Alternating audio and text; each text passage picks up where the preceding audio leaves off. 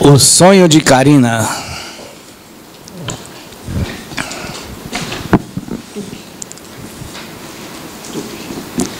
Desde pequena, Karina só tinha conhecido uma paixão: dançar e ser uma das principais bailarinas do balé Bolshoi.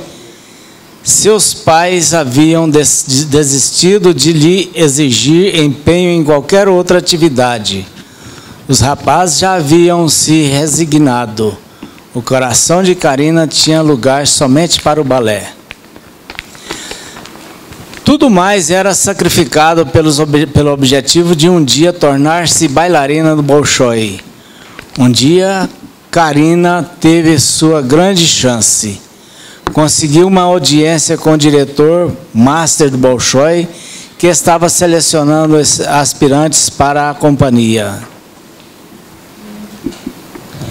Nesse dia, Karina dançou como se fosse seu último dia na Terra. Colocou tudo o que sentia e que aprendera em cada movimento, como se uma vida inteira pudesse ser contada. Eu estou devagar. Setinha para trás. Para cima. Nesse dia, Karina dançou como se fosse seu último dia na Terra. Colocou tudo o que sentia e que aprendera em cada movimento, como se uma vida inteira pudesse ser contada em um único passo. Ao final, aproximou-se do renomado diretor e perguntou-lhe: então, o senhor acha que posso me tornar uma grande bailarina? Na longa viagem de volta à sua aldeia, Karina, em meio às lágrimas, imaginou que nunca mais aquele não deixaria de soar em sua mente. Meses se passaram até que pudesse novamente calçar uma sapatilha ou fazer seu alongamento em frente ao espelho. 10 anos mais tarde, Karina, já uma estimada professora de balé, criou coragem de ir à performance anual do Bolshoi em sua região. Sentou-se bem à frente e notou que o senhor David Vistk ainda era o diretor master. Após o concerto, aproximou-se dele e contou-lhe o quanto ela queria ter sido bailarina do Bolshoi e quanto lhe doera anos atrás ter ouvido dele que ela não seria capaz disso.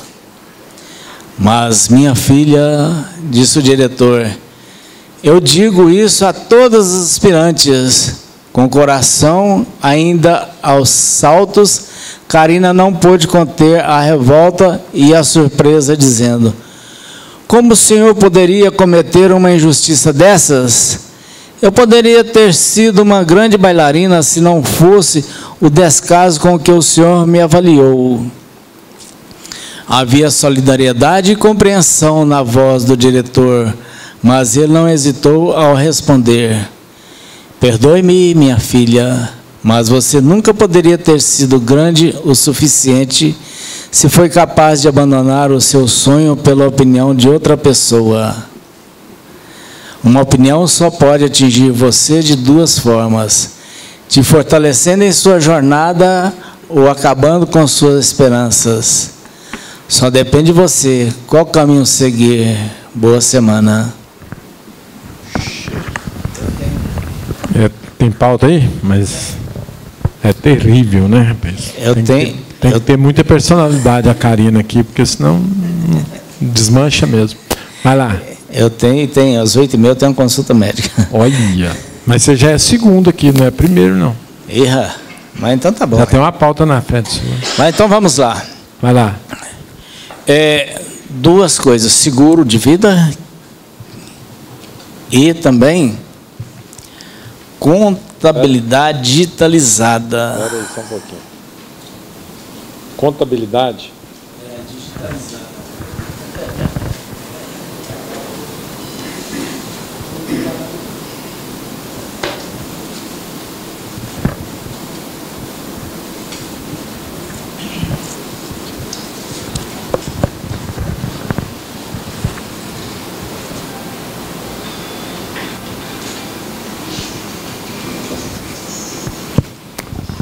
Alaor.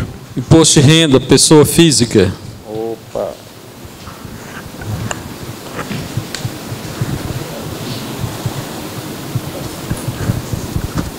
Só por hoje, né? O Elias e o Carlos aqui.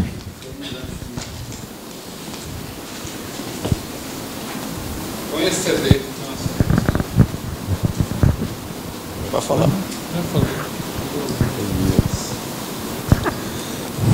O gancho aí, Carlos. Ali, um gancho aí no imposto de renda da pessoa física.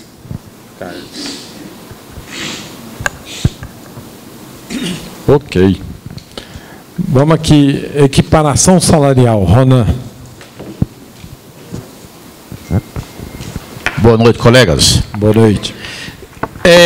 Um nosso colega do interior pediu que trouxesse para os senhores, para que nos dissesse assim, a interpretação da equiparação salarial. Qual é a preocupação dele? Foi, olha, na determinada empresa, se ainda existe a equiparação salarial, a lei muda muito, nós sabemos muito hoje, mas amanhã já não é mais.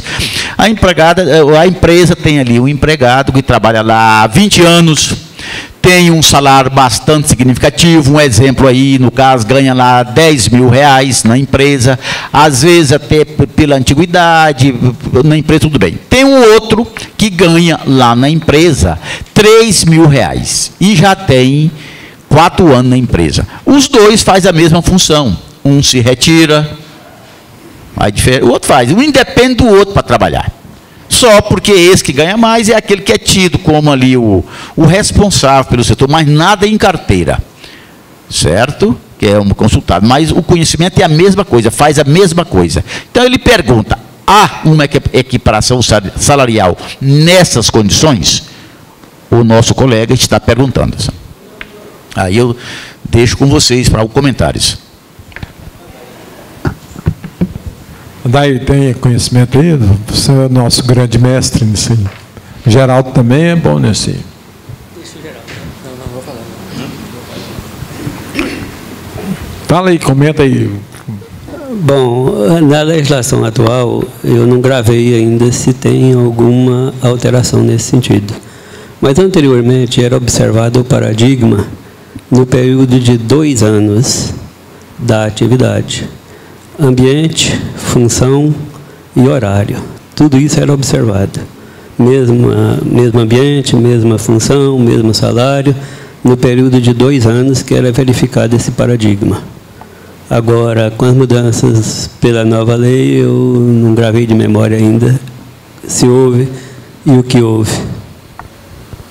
Alguém sabe se houve mudança na nova legislação? É como que eu falei para você lá, na antiga existia, mas na nova eu tenho quase certeza, mais de 70% que não tem mais. Não tenho certeza, quase 70%.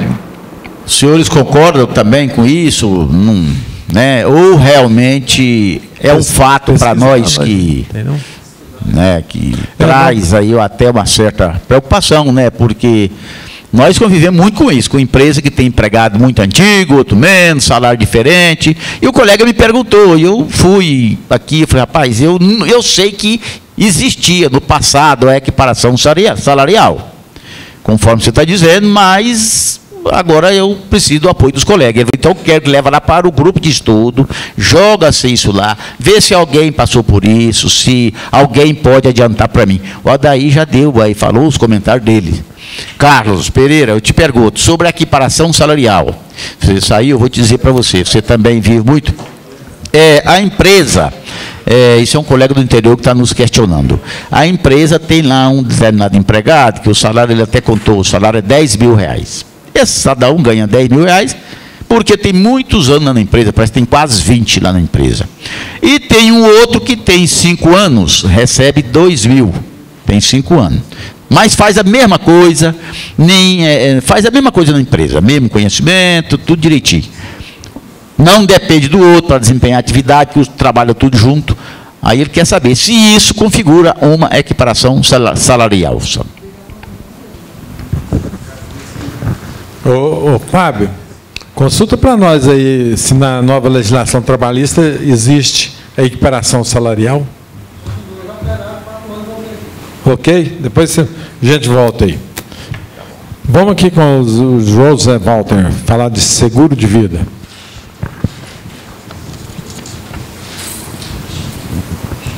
Eu levantei aqui o problema de nós estarmos desamparados, porque não é fácil deixar alguma coisa para a família e quando vem a morte o problema é sério. E eu fui atrás para pesquisar como é que está um seguro em grupo. É complicado até então, porque vai depender muito de a idade,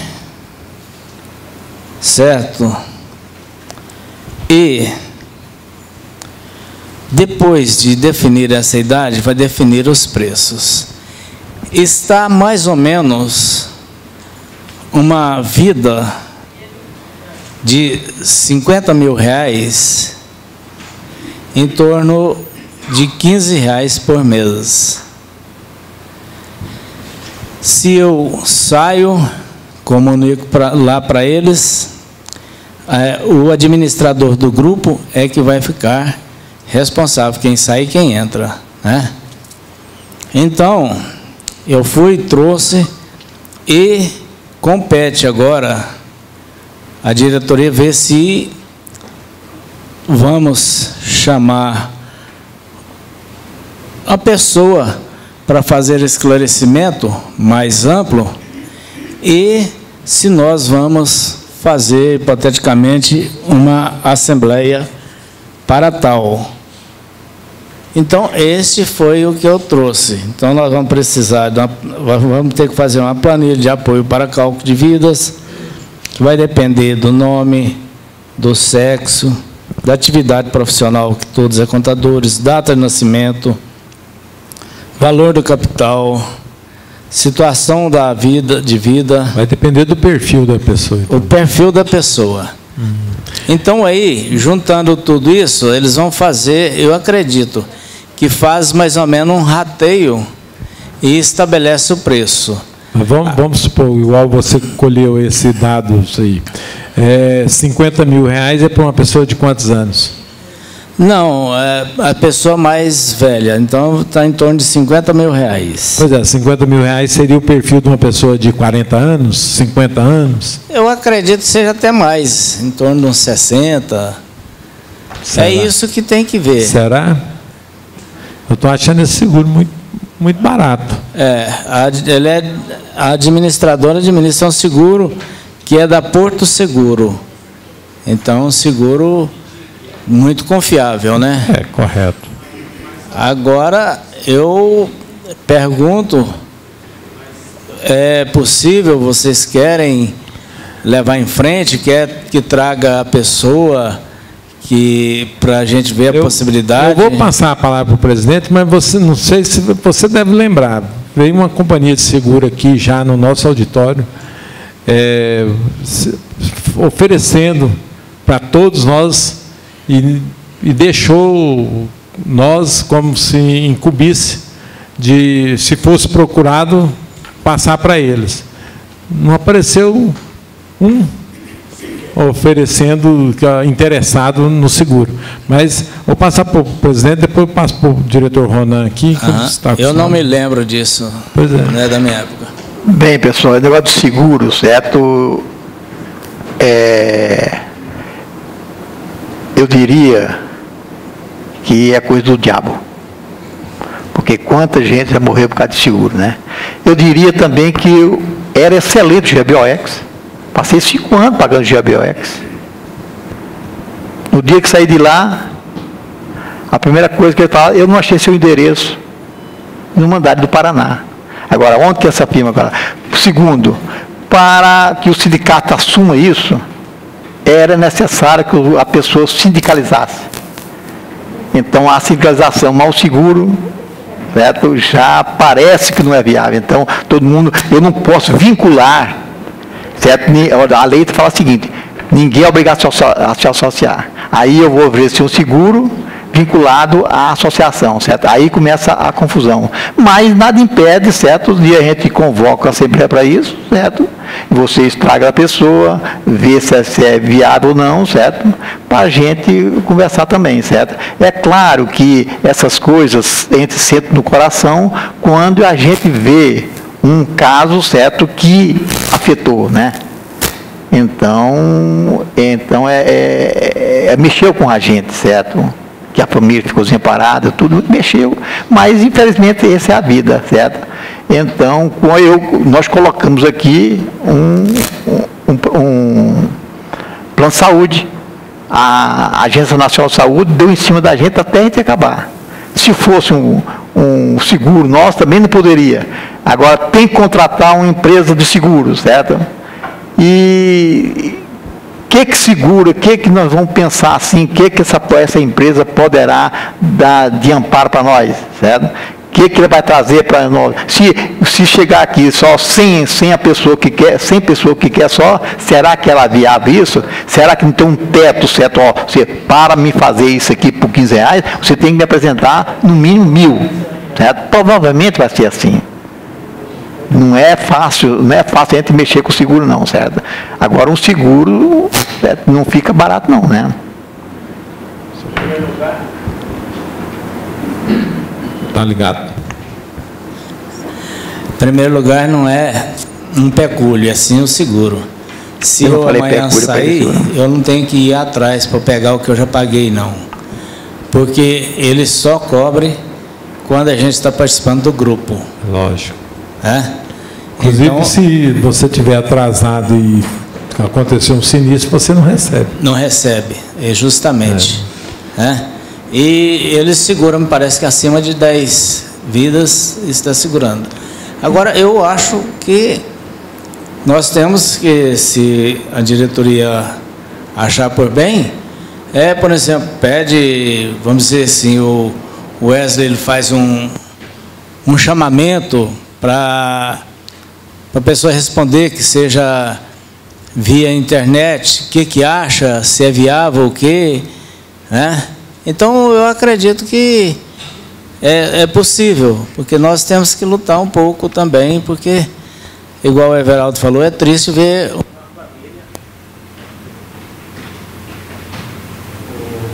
família desamparada, porque eu não gostaria que a minha ficasse. Eu já tenho seguro, mas eu quero participar desse também.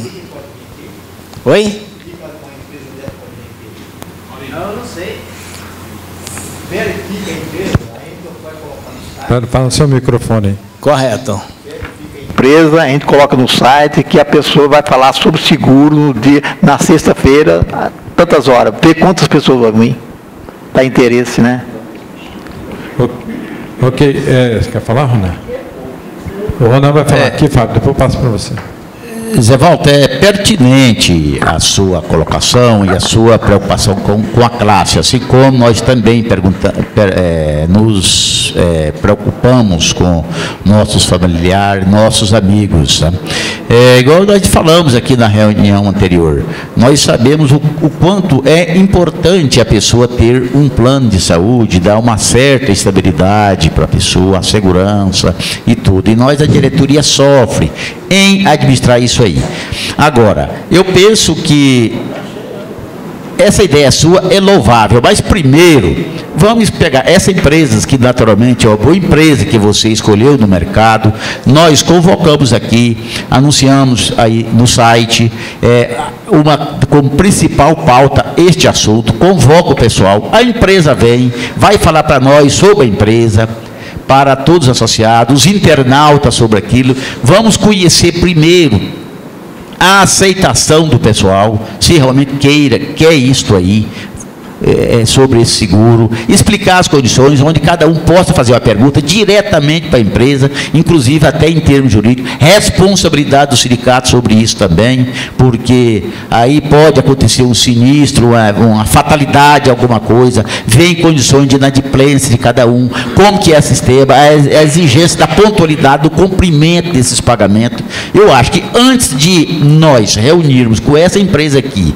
e com todos aqui que nós vamos convocar para comparecer à reunião, para a gente tomar uma decisão, fica difícil. Agora, é importante sim chamar esta empresa aqui. E nós anunciamos o site, o pessoal vem e vamos discutir. Eu acho importante isso.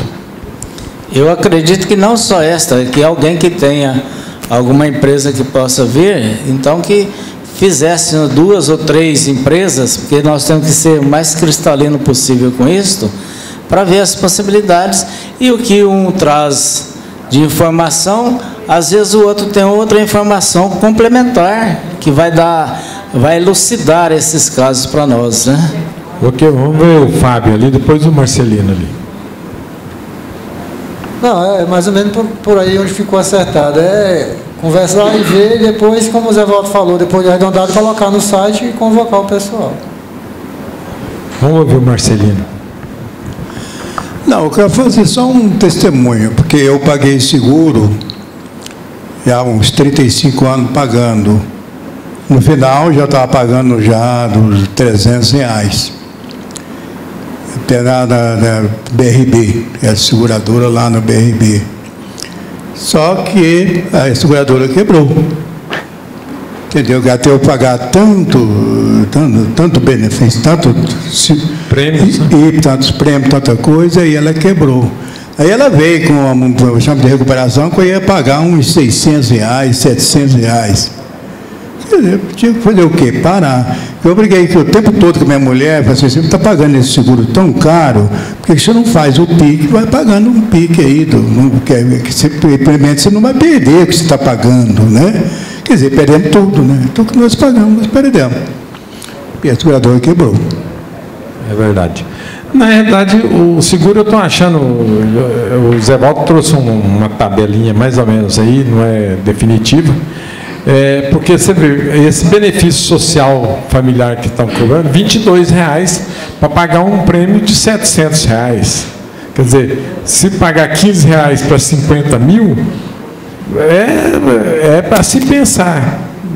Como você disse, a corretora é da Porto Seguro. A Porto Seguro é uma seguradora solidária, né? Sólida, né? Então, a gente pode pensar nisso. E igual você comentou também, a gente pode fazer um perfil de umas 3 seguradoras, ver o que ele tem à disposição nossa. Agora, o que acontece muito com o seguro é o seguinte, essa faixa nossa aqui, 40% do que está aqui, são pessoas já que estão caminhando com o pé na cova, certo? Então, eu tirei 40% aí, depois então, aí você já pensa muito no futuro. Agora, o pessoal jovem quer viver a vida, ele não quer saber de nada não, entendeu? É igual o Marcelino comentou, todo banco que você vai, faz aquela vendinha casada, né? Ah, você faz um segurinho aqui, você faz outro segurinho aqui, e aí você inventa de fazer 3 bancos, 4 bancos, aí você fica pagando seguro aqui, seguro ali, seguro aqui, seguro aqui. Você vai fazer no fim do mês, você faz uma planilhazinha lá, dá R$700 de seguro.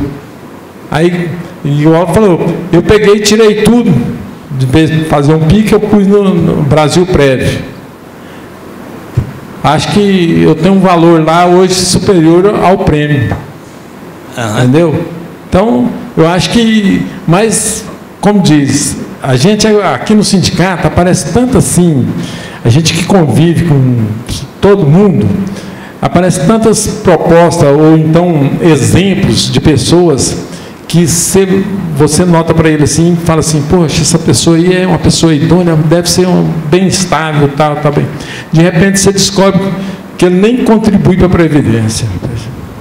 Sabe? Entra numa situação difícil aí, não entra, nem contribuindo para a Previdência, não está. Aí vai pedir um auxílio-doença, nem pode pedir um auxílio-doença, porque tem noção, conhece a legislação e não se cuida dele.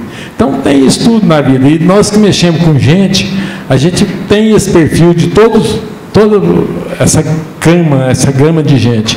Então, por isso que... Mas vamos convocar uma assembleia, vamos pegar, tipo assim, umas 3 seguradoras, escolher a melhorzinha, em termos de confiabilidade, em termos de valores, e vamos colocar realmente no SAR, no site para ir convocar. Vamos ver quantas pessoas vão conseguir trazer para cá para ver se topa fazer um grupo de seguro. Ok? Ok, obrigado. Eu que agradeço. Continua com você, então. Vamos falar de contabilidade digitalizada. O Daí quer falar sobre o seguro? Beleza. Então vamos para só um pouquinho aí, Jamaldo. Vamos falar da equiparação salarial, então. O artigo 461 da CLT, ele define agora na nova legislação. 461? 461. Tem um monte de parágrafos, 6 parágrafos. Lá diz o seguinte, na questão do Ronan, acho que dá para clarear aí. Está aqui, sendo idêntica a função a todo o trabalho de igual valor, prestado ao mesmo empregador, no mesmo estabelecimento empresarial, correspondente igual salário, sem distinção de sexo, etnia, nacionalidade ou idade. Esse é o caput. Parágrafo 1º. Trabalho de igual valor, para os fins deste capítulo, será o que for feito com igual produtividade e com a mesma perfeição técnica, entre pessoas cuja diferença de tempo de serviço para o mesmo empregador não seja superior a 4 anos e a diferença de tempo na função não seja superior a 2 anos. Esse é o parágrafo 1º. O parágrafo 2º diz que os dispositivos desse artigo não prevalecerão quando o empregador tiver pessoal organizado em quadro de carreira. No parágrafo 5º, a equiparação salarial só será possível entre empregados contemporâneos no cargo ou na função, ficando vedada a indicação de paradigmas remotos, ainda que o paradigma contemporâneo tenha obtido vantagem em ação judicial própria. Então, o caso do Ronan aí, um tem 20 anos de casa, o outro tem 3 ou 4 anos, como eu disse. Não entra. Então, nada a ver. Daí, lê o parágrafo 1º, por favor, de novo. O parágrafo 1º, ele casado com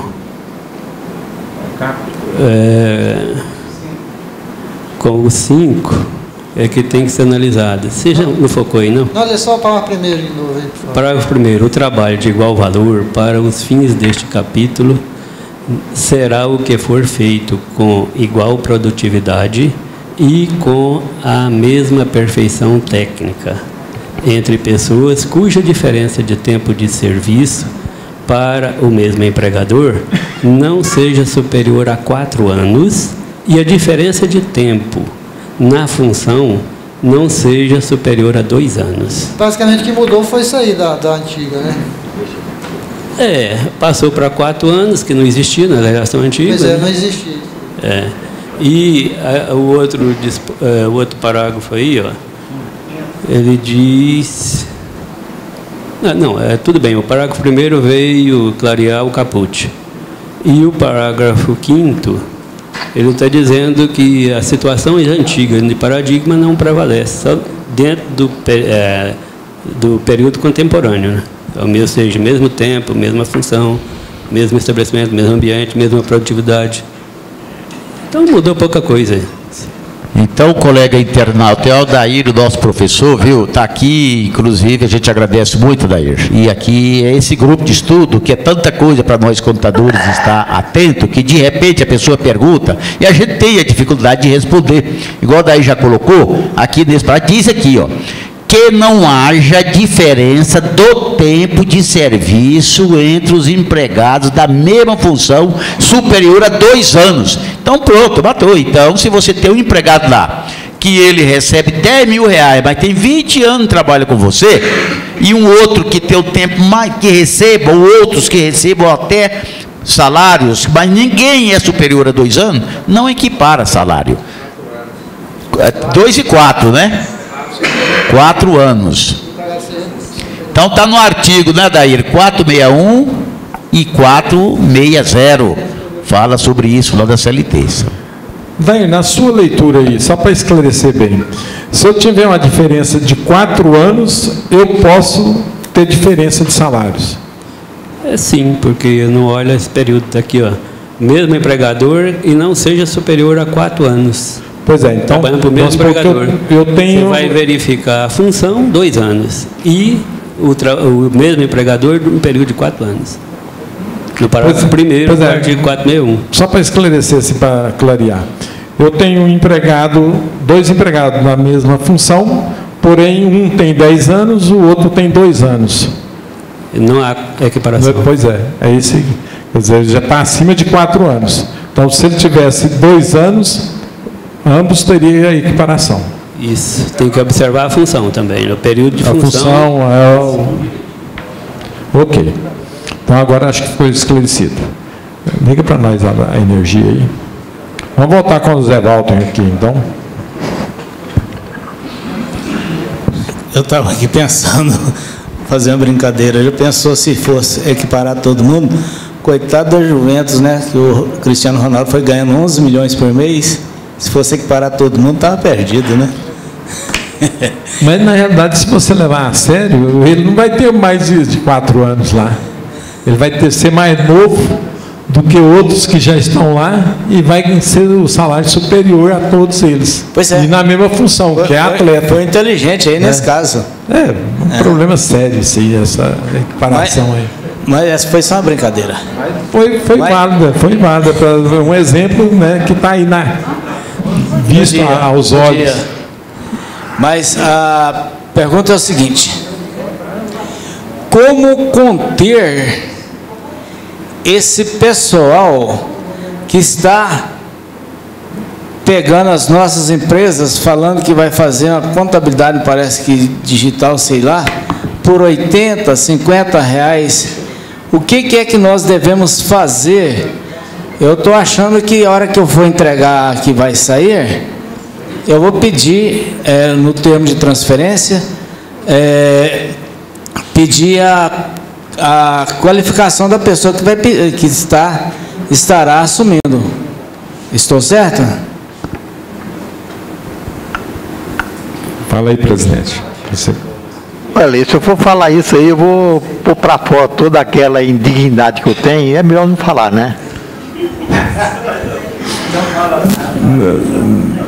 Na realidade, está existindo isso demais. Nós não sei como não fazer, né? Como diz o outro, você tem que fazer parceria bem feita com o seu cliente e tentar segurá-lo de toda forma. Agora, quando ele quer sair da sua responsabilidade, também você não deve ficar obrigando ele a ficar com você, não, né? Eu sei, e nem eu vou querê-lo. Correto. Certo? Só que nós temos que estancar isso aí, ué. Né? Hoje sai um, amanhã ou depois sai do amigo, sai do Geraldo, sai do João, sai do Joeli. Mas é aquela, como diz o presidente, tem aquele lema dele, né? Se eu tenho 500 contabilidade e eu estou em dia com todas as 500, que vão me penalizar por quê? Concorrência é livre de mercado, né? Agora, vem a filosofia do presidente. Se eu pego, ele tem 500 contabilidade e não está em dia com as 500, aí ele já pode sofrer uma sanção, uma penalidade do órgão que fiscaliza, né? Seria, nesse caso, o CRC. Aí caberia uma denúncia nesse sentido. Mas aí tem que verificar junto ao CRC a possibilidade de estar executando essa fiscalização, né? Eu tenho um exemplo de que o cliente, eu fazia contabilidade para o cliente e ele me pagava um valor, veio uma proposta para ele lá, ele cobrou a metade, o CRC me pressionou, através do presidente, me fez agilizar para poder entregar os documentos.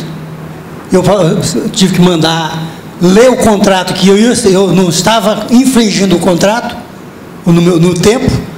Ele pegou, 2 anos depois que ele pegou, essa empresa teve umas alterações lá que gerou problemas para a empresa veio ter grandes prejuízos em consequência das alterações que veio, e ele veio querer me cobrar pelas alterações que ele havia feito. Os meus clientes, uma situação bem próxima, eu defendi e ganhei. A dele veio me perguntar, eu falei, olha, tem saída. Dei só as dicas, mas eu não fui fazer nada da defesa. Ele não fez uma defesa razoável e teve um grande prejuízo lá.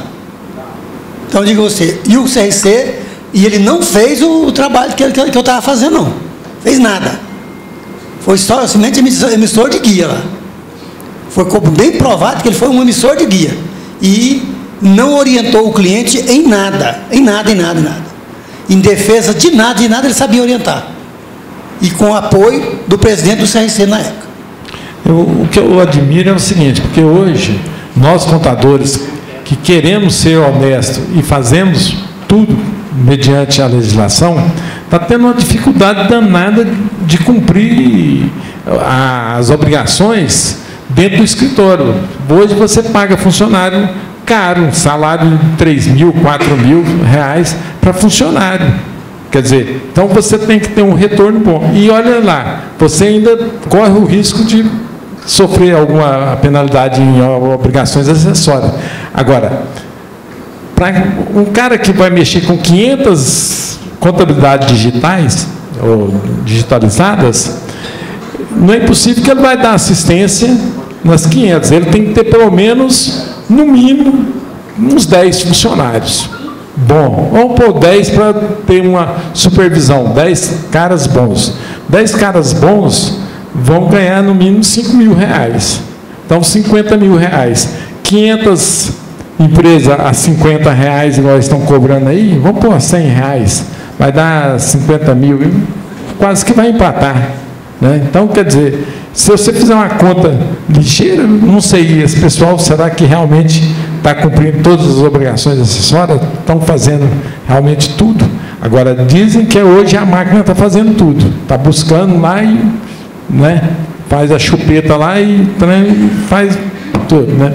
Então, não sei se tem que ter uma administração muito boa para ver se tem rentabilidade dentro dessa empresa. Né? Mas fica aí a alerta, né? Se por acaso o CRC interessar por esse tipo de fiscalização que o presidente... não tem, realmente. Não tem mesmo. Deixa o Marcelo. Fala no microfone aí, Marcelo. Nunca teve. Neste caso aí, as empresas têm que trabalhar com eles online. Porque senão não tem jeito. Correto, mas mesmo online, eu acho que você precisa de um assistente fiscal, um assistente para olhar 50 empresas, por exemplo. Certo? Deixa o presidente, vou descolar a língua do presidente aqui. Peraí. Descolar a língua do presidente. Vocês que estão presentes nesse momento, eu gostaria de saber qual foi a vez que foi aplicada essas penalidades aqui. Está na tela. Advertência reservada, censura reservada, censura pública, depois a suspensão de profissional. Eu já dei a fórmula para todos os presidentes do conselho que falam. Então, nós temos um representante do conselho aqui. Ora, o João perdoou a firma para o Ivandro. Se o Ivandro está em dia com todas as empresas deles, ele pode até pegar de graça, que tem isso. Não tem problema nenhum. Mas se o Ivandro não está em dia, ele tem a moral, a decência, o direito de pegar a firma do João? Pergunta os seus conselheiros do conselho. Pergunta o seu presidente do conselho. O que está acontecendo dentro do conselho, que entra como presidente do conselho e logo quer ser o quê? Vereador, quer ser deputado. É assim ou é mentira minha? Então, o primeiro passo, O Ivan pegou a firma do João? Pegou. O conselho vai lá. O João denunciou o Ivandro. O conselho vai lá no Ivandro. Pois é, eu sei que não faz mesmo, não. Ivandro, a sua firma tem dia, Ivandro? Não. E pegou, não. Então, Ivandro... então, Ivandro, como que você pode, Ivandro, pegar uma firma do outro e a sua não está em dia, Ivandro? Aí, advertência reservada. Daqui 30 dias nós voltamos, Ivandro. Aí volta 30 dias. Passou os 30 dias, voltou lá. Ivandro, você fez? Não. Censura reservada. Vai lá para o desafio dele. Mais 30 dias para você. E se você não souber fazer contabilidade, nós estamos prontos. O Everaldo está pronto para ensinar contabilidade, senhores presidentes do conselho. Estou pronto para ensinar. Não censura, não coisa, quando censura pública, coloca no jornal que o Ivan está fazendo comunidade, manda para a imprensa, manda por e-mail, e está cumprindo a determinação. Está cumprindo a determinação da lei. Tá? Estou falando que você pegou, não estou falando que é o exemplo, não, né? Então, o fato foi o contrário comigo, você está me julgando como... vai julgar, não foi o Ivan que pegou. Então, isso aí, eu sei que eles vão escutar isso, e eu gostaria, certo, que eles cumprissem, gente, pelo menos o que está escrito aqui. Agora, se eles estão cumprindo, me provem. Certo? Então, já ficou, eu não queria falar sobre esse assunto, mas isso eu bato, não é de hoje não, gente. Isso faz anos e anos e anos, certo? Deixa eu... só isso que eu quero falar para vocês, está aqui ali. Deixa eu só comentar um negócio, é o seguinte. Como eu disse aqui, aquela hora, a respeito que aparecem tantos casos no sindicato estranho que a gente tem conhecimento, no CRC, do tempo que eu tive lá na Câmara de Fiscalização, nós julgamos uma média de 50 processos todo mês. Sobre penalidade, sobre advertência reservada, tudo isso. Realmente tem serviço lá no CRC que a gente faz, analisa os processos, faz o deferimento dos processos, e isso existe. O Conselho, a Câmara de Fiscalização não fica parado, não. Tem muita fiscalização, mas esse tipo de fiscalização, de quem perdeu empresa, quem ganhou empresa, quem fez concorrência desleal, infelizmente não tem, mas tem N casos, certo? N casos que são julgados, são analisados pela Câmara de Fiscalização, e a gente faz o deferimento e condena, certo? Então tem as penalidades, o cara cumpre as penalidades, tem isso. Aí, durante o meu período que eu passei no CRC, teve isso, e sempre, acho que a Câmara de Fiscalização sempre trabalha nesse sentido, entendeu? Então, agora, o que precisa levar para ele lá é justamente esse sentido aí, que quer dizer, se eu faço 50 processos mensais, obviamente eu vou atingir 1%, nem 1% da categoria eu não vou, né? Então, agora, a gente não pode falar que não tem fiscalização, que não tem essa advertência reservada. Tem, que é dentro de um sigilo de fiscalização, tudo que existe dentro do processo. Não estou querendo exaltar nada, não. Eu estou falando que isso existe. Eu só estou falando que não existe esse tipo de fiscalização, que seria a denúncia, certo? Essa é a mais sensata da fiscalização. O João denunciou o rapaz, o Ivandro. Não, então, o Ivan denunciou o João. O Ivan denunciou o João. Então, nós temos que ir lá no João. Ô João, você está com a sua comunidade em dia? Isso que seria o ideal moral, gente. Eu estou não. É justo o João pegar a firma do Ivandro, gente? Não é justo, gente. É imoral, é indecente. Então, puna-se o Jair. Aí ele não sabe fazer, não. Vamos ensinar. Então, deu três aqui, ó. Censura reservada, censura pública. Deu 3 chances para ele. E o cara não quer, o que ele tem que fazer? Excluir da profissão, gente. Agora, você já viu no jornal por aí afora censura pública? Nunca vi, não, eu não vi. Eu tive duas oportunidades, situações bem adversas, bem no início, há uns anos atrás. Um cliente estava usando o meu trabalho através daquele sistema que surgiu, o Skype. Ele me usava uma vez semanalmente e chegou ao ponto de usar até para empresas de outro estado, e me usava em torno de 5 vezes diária. Então eu quis aumentar o honorário, ele não quis, não aceitou de maneira alguma. Eu adverti que não continuaria trabalhando por naquele valor. Ele entrou no conselho, entrou no conselho, criando um processo contra mim. Eu tive que fazer defesa, o Ronan me ajudou na defesa, na época. Veio um processo para mim, imenso mesmo, com várias quesitos, com várias, até provas, e as provas contra ele.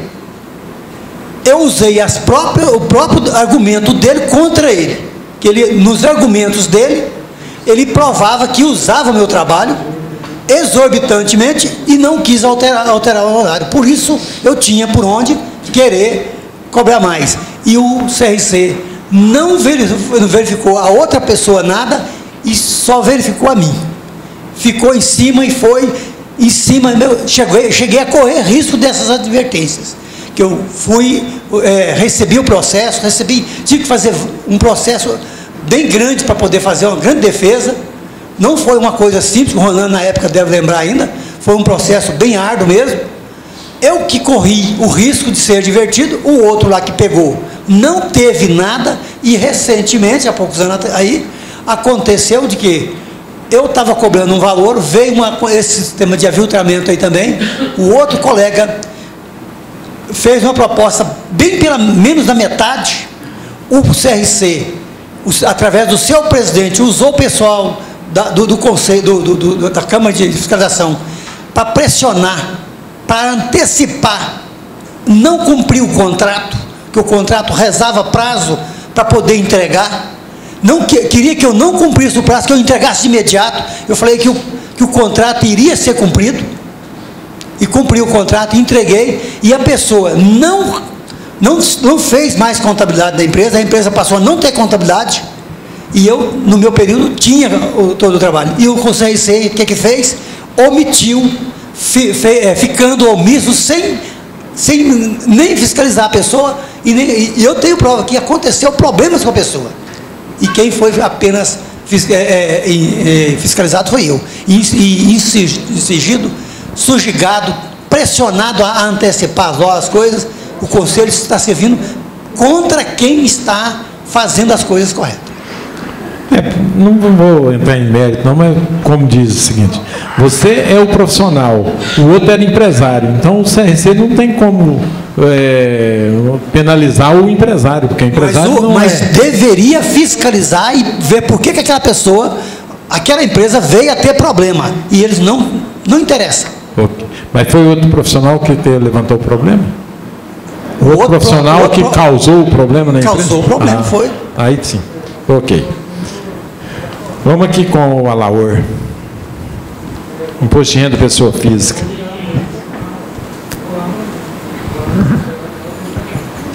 Eli, é o seguinte: a pessoa mora fora do país, tem seus rendimentos lá fora, mas, no entanto, ela tem bens aqui no Brasil e faz a declaração de renda aqui no Brasil. Aquele dinheiro que ela traz de lá, tem que pagar imposto sobre ele? Só para entender. Ela mora no exterior? Ela mora no exterior, tem bens aqui, faz a declaração de renda aqui. Mas certo? Ela não é residente no Brasil? Não. E ela foi legalmente para lá? Ela já tem, já é cidadão lá americano. Tudo bem, ela tem bens aqui, mas ela não é residente no Brasil, ela não deveria fazer a declaração. Não, mas ela passa um tempo lá e um tempo aqui. Mas a residência dela é lá, não é no Brasil. Mas tem fazenda aqui e a declaração de renda é feita aqui. Rona, explica aí para nós, Ana.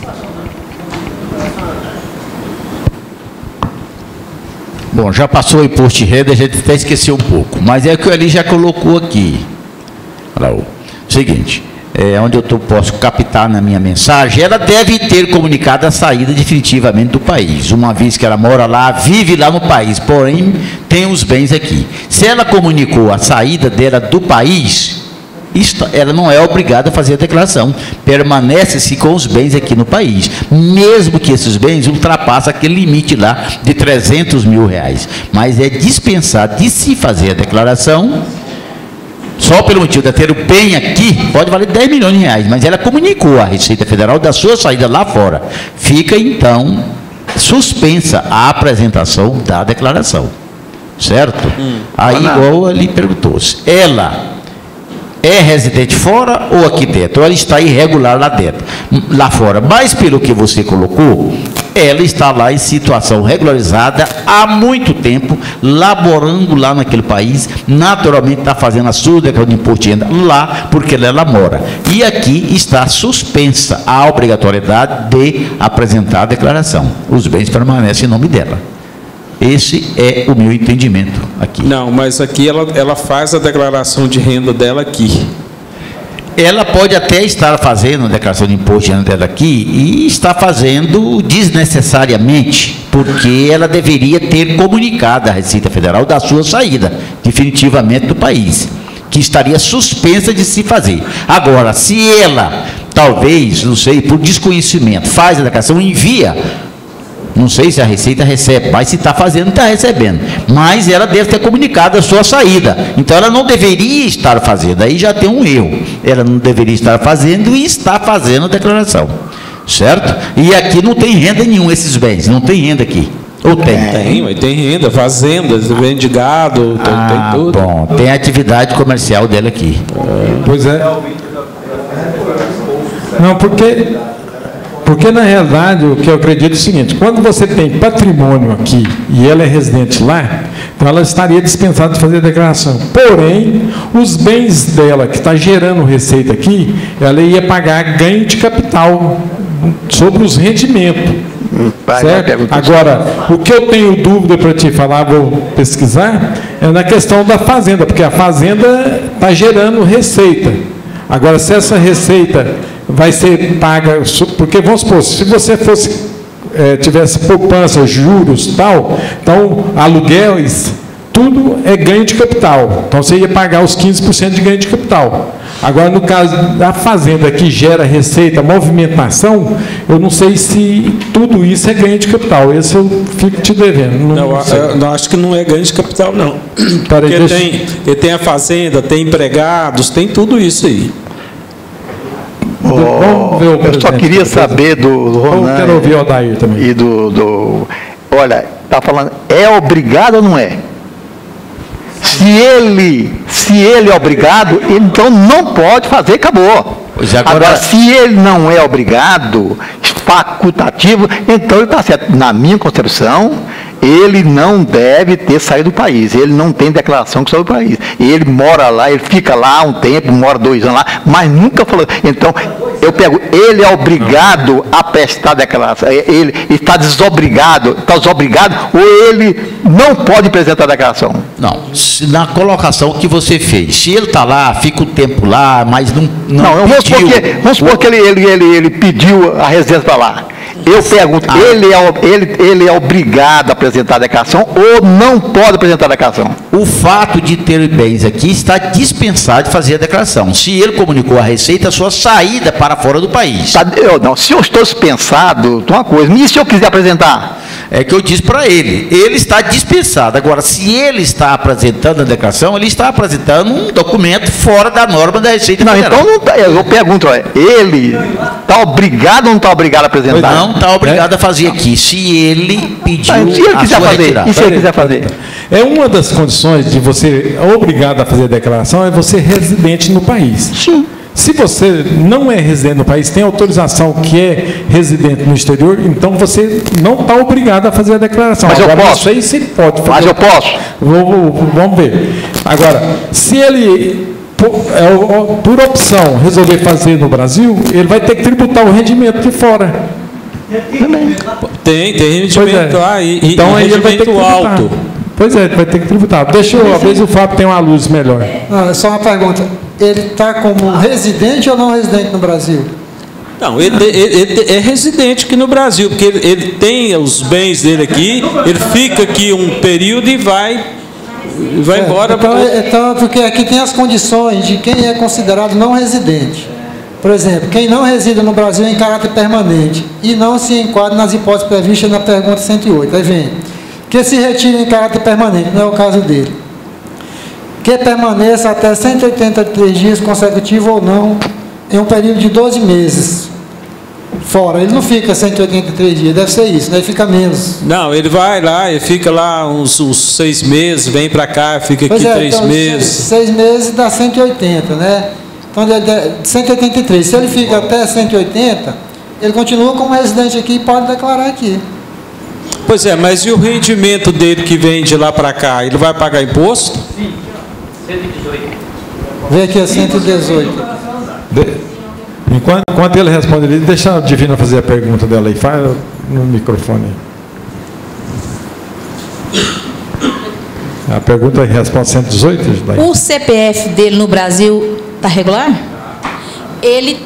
Então, ele não saiu daqui. Porque quando você fala que vai embora para o país... Ele entrega. A declaração de imposto de renda dele não fica constando no banco de dados a obrigatoriedade. Outra coisa... O que ele ganha lá fora, o Fábio deve lembrar muito bem que o chefe da Receita Federal veio ano atrasado aqui e falou isso muito, falou muito, foi uma pessoa que fez a pergunta, eu lembro. Aí, o que ele ganha lá é tributação no país de lá. Se ele tiver bens no limite da declaração do imposto de renda aqui, tem um administrador. Então, o administrador faz a declaração, ou ele faz a declaração cumprindo a lei brasileira. Digamos que ele tem um patrimônio de uns 20 prédios aí que dá 1 milhão, 2 milhões por mês. Aí ele é obrigado a declarar. Os bens, o patrimônio dele tem um administrador. Aí ele é obrigado a declarar. A renda no Brasil. Porque isso era fácil demais. Os estrangeiros vinham tudo para cá e montavam tudo aqui e não pagavam imposto. Peraí, Laura, deixa o Fábio Tem que ver a condição do CPF dele da Receita Federal, primeiro. Vamos ver o que o Fábio achou ali. Passa a palavra. Pergunta e resposta sai da Receita, Imposto de Renda Pessoa Física, número 118. Como são tributados os resultados recebidos por residente no Brasil de fontes no exterior?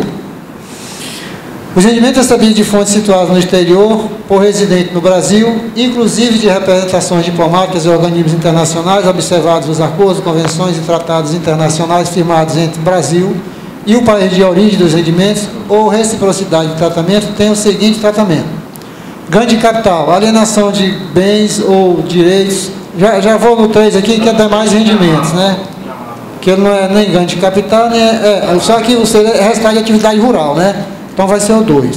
O restante de atividade rural, não, mas lá no exterior não tem atividade rural não, só aqui, né? Então tá, então vamos para o 3. Demais rendimentos recebidos. Os demais rendimentos recebidos de fontes situadas no exterior por residente no Brasil, transferidos ou não para o país, já estão sujeitos à tributação sob a forma de recolhimento mensal obrigatório carnê-leão, no mês de recebimento e na declaração de ajuste anual. Sim. Mas só no time, não é isso aí, Fábio. Acontece que o rendimento dele não é lá do exterior. O rendimento dele, ele está perguntando os rendimentos de lá e daqui, da fazenda daqui do país. Não é isso? Não, ele tem rendimento lá. Ele tem rendimento lá e tem rendimento aqui. Agora a questão aí, pessoal. Vamos matar a charada aí. Ele é residente no Brasil? É uma situação. Se for residente no exterior, é outra situação. Aí, se ele está residente no exterior, qual é a condição dele na Receita Federal? Qual é a condição dele na Receita? Aqui ele é regular, aqui tem CPF. Não, calma aí, peraí, ué. Calma aí. Quando nós saímos do país, nós somos obrigados a fazer uma declaração de saída do país. Entendeu? Provisório ou definitivo. Correto? Certo. Pois bem, ele fez isso. Se caracterizou isso lá atrás, a caracterização dele residente ou não é em prazo superior a 183 dias. Se ele fica 183 dias ou mais no exterior, ele é considerado residente no exterior. Agora, se ele fica aqui mais de 180 dias no Brasil, ele está no Brasil. Aí ele tem que pegar o rendimento dele e tributar aqui. Exceção, abre um parênteses aí. se tiver convênio internacional, no caso do imposto de renda, entre o Brasil, o Estado e o país que ele está, aí sim, tem os tratados internacionais. Tem que verificar também. Não, mas é que o Fábio leu aí, ó. Vê a 118 lá. Se ele fez a declaração como residente no Brasil, ele vai tributar normal e vai trazer os rendimentos ganho no exterior e tributar. São os rendimentos lá são tributados aqui, se ele for residente aqui no Brasil. Definida a situação aí, residente ou não. Espera aí, deixa eu pegar o microfone aqui, que a sua fala é muito importante. Não, é só resumindo aí. Primeiro, aí, como o Otávio bem disse, definir a situação, é residente ou não? Se é residente, a pergunta 117, está orientada. Se é não residente, é 118. Aí, Laura, você pega 117 e 118, dá uma lida lá mais sem tumulto, e você analisa melhor. Agora, só um pouquinho. Se ele vem 4 meses, 3 meses, 4 meses, aí talvez fica residente no Brasil. O CPF tudo. Agora tem que ver o planejamento tributário. Porque assim, o planejamento tributário para ver qual situação que ele vai pagar menos imposto. Pode falar, Otávio. Eu só quero te orientar o seguinte, no perguntas e respostas da Receita Federal, da pergunta 108, de 108 vai até uma matéria muito boa aqui, viu? Ô Fábio.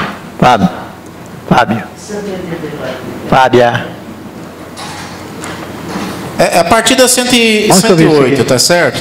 Aí fala que eu estou vendo aqui que os países que nós temos compensação do imposto, Alemanha, Estados Unidos, Reino Unido, nós temos reciprocidade de imposto. Som. Pois é. Até qual? Até 168, né? 162. 108 a 162. As questões de comércio exterior. Certo.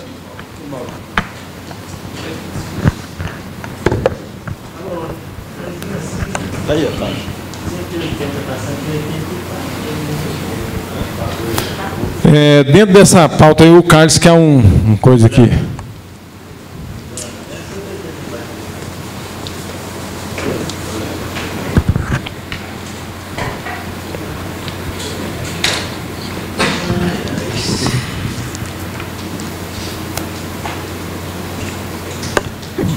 Imposto de renda mesmo, né? É o seguinte, ontem foi no escritório um casal, a mulher entregou o imposto de renda com o outro rapaz e o rapaz fez comigo, né? Que ele já é cliente meu há muito tempo. Aí ele pediu para me colocar a mulher dele como dependente, que ela não teve renda no ano anterior, que ela não trabalhava, realmente ela não trabalhou, né? E aí ele colocou ela como dependente, plano de saúde, tudo, colocou, né, certinho, e enviei. Só que o outro contador fez a dela lá. Mas fez sem renda. Sem renda, mas fez. Eu falei, rapaz, o que você fez? Né? Aí chegou na sexta-feira passada, chegou para ele. Né? E agora, o que eu faço? Falei, agora você tem que retificar a sua, tirar ela como dependente, mas vai. Eu falei, é um jeito. Ou então cancelar. Tem como cancelar a dela? Tem, já. Tem como cancelar? Vai, uma luz aí. Ó. Vai, uma luz, porque se cancelar dela, aí vai ficar tranquilo, né? Mas... Não, mas... Entregou, cara. E ele declarou algum rendimento para ela lá? Não, ela não teve rendimento. Realmente, o rapaz lá fez a dela, só o nome dela, sem nada, só porque ela tinha um capitalzinho, de um dinheirinho, 1.000 e pouco. Ele declarou como espécie ainda. 1.700 e pouco de espécie, a mixaria, e declarou, né? Aí eu fiz a dele, não sabia, né? Não falou nada, tudo, né? E aí agora deu problema para ele. Vamos ver a divina lá. Deixa eu ser advogado diabo aí. Lembra que eu falava muito tempo atrás para os contadores, não entregar a declaração de imposto? É um caso que eu tenho exemplo, mais ou menos igual, mas não é igual. Muita gente, muitos contadores, colegas, ligam para mim, eu vou ter a declaração do imposto de renda do Fugir lá, porque ele pode pagar a multa. Deixa pagar a multa. Porque se ele não tivesse entregue lá, não tinha dado problema para o Carlos aqui, não é, o Carlos? Tem muito contador que faz para ajudar ao ferro. E vai que ele tem imposto, ele tem as fazendas, tem os trem, entrega o cara, a Receita chama ele lá. Pois é, mas lembra muito tempo atrás que eu falava disso? Lembra ou você não lembra? Pois é. Não pode entregar nada. Deixa o cara pagar a multa que ele quiser. Ele não está nem preocupado com o contador fica vestindo a camisa do cara lá, rasga tudo e vira um maior peteco. Não, e hoje quem ganha inferior a 26 mil ou 28, sei lá, está isento. Esse profissional não que está fez obrigado a fazer, nem microempresário, nem está obrigado a fazer declaração, mas... Né? Esse profissional que fez a declaração, falando que foi para ajudar, ele não tem a menor noção do que é o imposto de renda. Estou falando isso porque é o seguinte, qualquer época do ano... Fala virado para a câmera lá, que essa não está filmando, não. Qualquer época do ano, até o limite da isenção de 28 mil e os quebradinhos lá, qualquer época do ano você pode apresentar a declaração sem multa. Sem multa. Se ele apresentou de 1.000 e pouco para ajudar, ele ajudou, foi a trazer uma multa. Ele não sabe nem o que é o imposto de renda. Me desculpe, mas aqui já apresentei essa situação inúmeras vezes, que não tem multa, não tem motivo dele fazer essa declaração. Então, essa pessoa tinha que participar dessas reuniões. A pessoa que faz uma declaração de renda, ele que deveria ser responsabilidade, que seja uma responsabilidade dele, que ele fez uma coisa extremamente errada. Ele fez uma coisa errada e sem conhecimento do fato. Jamais um profissional de contabilidade deveria fazer uma coisa dessa. Isso é uma irresponsabilidade.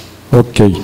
Agora, Carlos, o Geraldo disse que tem condição de cancelar, mas se tiver como cancelar, cancela. Realmente é mais viável cancelar, porque ele agora, não perde ela como tem que pegar uma cópia da declaração dela lá para verificar se ele não inventou 5 mil de rendimento. Eu vou para mim hoje, não, ele não colocou nenhum rendimento, zerou o rendimento, ele colocou lá em bens R$ 1.708 que ela falou que tinha. Bem espécie. Tá. Verifica, depois você dá a resposta para nós se tem como cancelar. Já ela está filmando aqui que tem. Tá? Passa para o Elias aí, ó. Passa para o Elias aí. Vamos falar de ECD aí, Elias. O ECD é o seguinte, o diário de entidades que é registrado no cartório, né? Então, eu tenho essa dúvida, e eu gostaria que alguém pudesse me ajudar. Tem que, depois que você transmite ela, está registrado na Receita Federal. Mas, e no cartório? Eu tenho que pagar aquela taxa para aquele cartório virtual lá, para fazer o registro no cartório, ou não? Ou eu transmiti esse bendito diário, está registrado no SPED, eu tenho validade. Quando você transmite o ECD, você vai pegar a receita, vai te dar o número do recibo e tudo. Então, não precisa passar pela junta nem cartório hoje. O cartório eu não tenho muita certeza, eu vou esperar, mas a junta comercial, você não precisa passar pela junta. Então, aquele número que a receita te dá, ele está autenticado para todos os efeitos que você precisa de licitações, de concorrência, de recuperação judicial, para todos os efeitos. Aquele número da receita lá é o que vai autenticar ele registrado. Porque lá na lei fala de junta comercial, mas não cita cartório. Correto, mas isso era antes, né? No primeiro e segundo ECD, tinha que passar pela junta. Certo? Você pegava aquele número da receita e passava pela junta. Aí, a partir de 2016, que entregou em 2017, a numerar a receita assumiu toda a responsabilidade pelo ECD. Certo? Então, o registro passou a ser simplesmente da Receita Federal. Então, tem validade para tudo, né? Tem. Tá. Obrigado. Ronan, você quer tocar naquele assunto da CEINF? Aquela taxinha que a CEINF cobra, de vez em quando, CECIMA, cobra de algumas empresas, ou manda para algumas empresas aí, vocês têm recebido isso, pago esse negócio? A CECIMA é ambiente ali, a CECIMA é a Secretaria Estadual de Meio Ambiente do Estado. De vez em quando ela manda uma taxinha de 120, 70 reais, não sei o que. Aí perguntando se algum de vocês, algum cliente de vocês recebe isso e vocês estão pagando isso. É uma colega do interior, colega, que ali está aí nos ajudando, é o seguinte, ela recebeu vários clientes uma carta da SECIMA, Meio Ambiente, cobrando até ano de 2009. Então, ela tem perguntando se às vezes os senhores aqui receberam também essa cobrança aqui em Goiânia, ou tem conhecimento dessas cobranças para adiantar alguma coisa? Tem conhecimento, não? Ninguém tem o conhecimento dessa firma. Já foi dito, colega, então eu vou colher algumas informações e eu vou te ligar depois para falar sobre isso. Uma boa semana a todos.